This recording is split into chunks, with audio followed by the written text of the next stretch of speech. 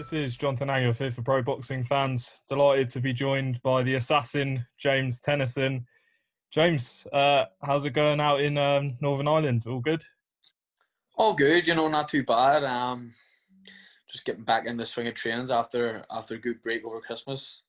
Had a nice break, enjoyed myself, and sort of now just looking forward to getting things kick-started for 2021. Just seen there on the news tonight that our lockdown's been extended again to March, so Yeah, I saw that. I don't know what's what with regards to fights coming up now. So Is the gym situation all right at the moment out there? as far as I know, for like elite athletes and stuff, I think we're okay. I've been training away. Like as far as I know, we are allowed. Yeah, I think we're limited to obviously like 2 households, probably like me and my trainer or whatever. Yeah.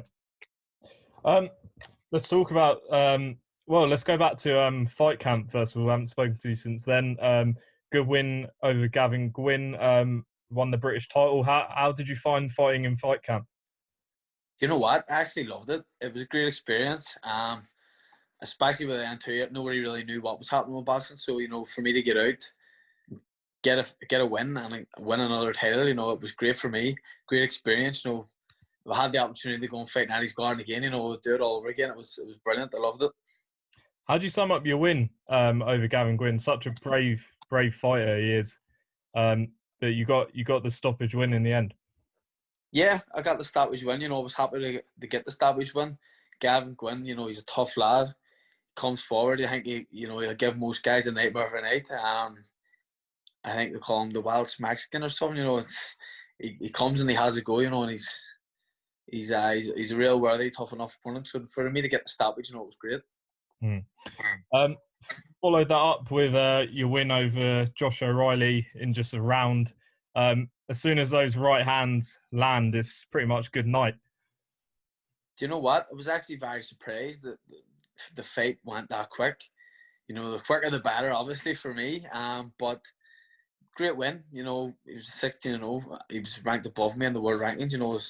Thought I was in for a tough night's work. So for me, to get the win that quick, it was great. It was a world title eliminator. Next in line is going to be, as far as I know, it's my final eliminator, and then it'll push me on right in line for a world title. So it was a great win for me again on another Matchroom show. Matchroom, they really pull out the stops with the shows throughout all these lockdowns and stuff. They're always producing the goods. As I mentioned, I mean, as you said yourself, I don't think anyone expected it to go that quickly, but you got the stoppage literally in the first round. What is this about your power? As soon as you sort of connect, it's taking people out. Yeah, well, what? Here, as long as it continues, I'm doing all right. I think with the fight with O'Reilly, the first few shots had landed. Didn't go in. I went in just boxing normal, and I'd seen his body language change a wee bit, and I says, "Them shots, they definitely hurt him." So I just put it on him a wee bit, and it done the job.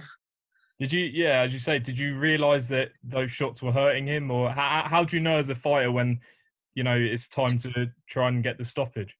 Yeah, after the first few shots landed, I just seen his body language change that wee bit, and I said to myself that from how I seen it, the shots looked like they had a wee bit of effect on him and hurt him. So I just stepped it up, put it on a bit, landed another few heavy shots, and it worked wonders for me.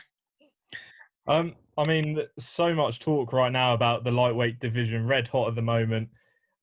What do you make currently of all the talk about the lightweight division? I mean, it's probably the best time to be in at 135.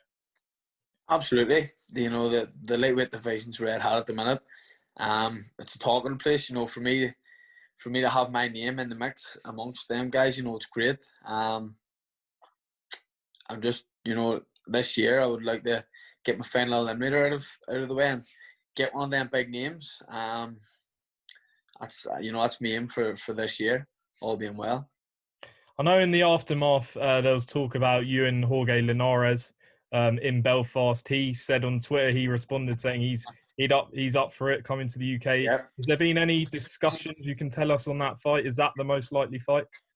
Do you know what? To be honest, from them, I haven't really heard nothing. I've actually heard nothing really about any fights from them. So in the background, I'm not too sure what will be going on, but I'm sure they're going to have some sort of plans for a big fight like that, throughout this year at some stage. So for me, I'm just more or less waiting to find out a date and opponent. I mean, obviously Jorge Linares is a great champion, has been a great champion. But is that, I mean, would that be the sort of name you're looking at? Do you have a preference at all, or is it just what your manager Mark decides and what Eddie Hearn decides? For me, I wouldn't say I have a preference, but Jorge Linares, he was three-weight world champion, big name. I'd love to be sharing the ring with with names like that. But as I say, I just leave the work in the background down to my team. They'll just sort of say to me, right, you were looking at this with this date, and I just say no problem, get it on. So, like I say, hopefully all being well this year, we'll hopefully have a show with a big name like that in front of me. Obviously, everyone's talking about the four guys at the moment: Teofimo Lopez, Devin Haney, Ryan Garcia, and Gervonta Davis. I do want to touch on Gervonta Davis for a moment because when you stepped out of the ring, social media went crazy. I don't know if you've seen it. When Johnny Nelson pitted potentially you against Gervonta Davis. I mean, you are ranked, I believe, 7 by the WBA, so it's not that unrealistic. But yeah, what do you make of those comments that Johnny made, saying that you could beat Gervonta Davis? You know what? Hearing comments like that from the likes of Johnny Nelson stuff, I must be doing something right. It's good to hear. It's good for confidence. Obviously, he pressed a few buttons with social media, and the thing blew up. But it's comments like that could really land me a big fight with the likes of Gervonta Davis and stuff. So I just take comments on board and just add it to my confidence. Well, it's quite a compliment considering people are talking about Gervonta Davis as potentially top 10, 15 pound for pound in the world. Yeah, absolutely. Do you, out of those 4 right now, is there any one of those that you look at and you'd be like, you know what, I'd take him in the next, say, 2 fights? You know what? I fancy see at the minute now with how things are going from a move up the lightweight now, I fancy training with any of them at the minute. I'd be confident that would give a great account of myself. They're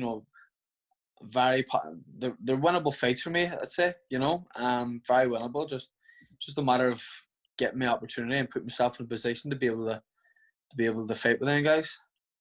Who do you see as the best currently of that current crop?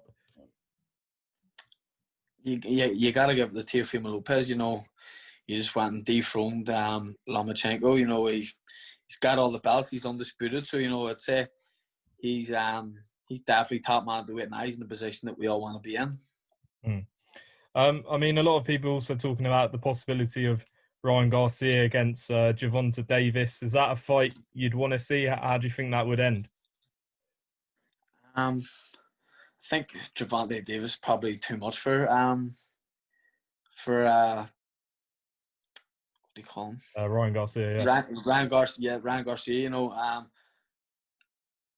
Campbell put Garcia down with a big backhand, and I think if Gervonta Davis is landing them sort of shots, it could be a completely different story. Were you impressed with Ryan Garcia's performance against Luke Campbell, coming off the canvas to win? He came off the canvas from a heavy knockdown. He went down hard.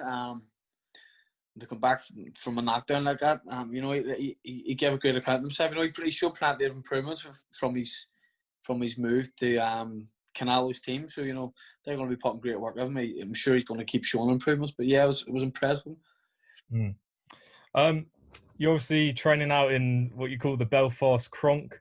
When does sort of training sort of step up and really get into sort of intense training camp, I guess, for a big fight? Just sort of once we get our date, when we get a fight date, you'll have enough time for a hard camp. So at the minute we'll just be sort of training, taking over, just getting ourselves sort of right for coming into full camp.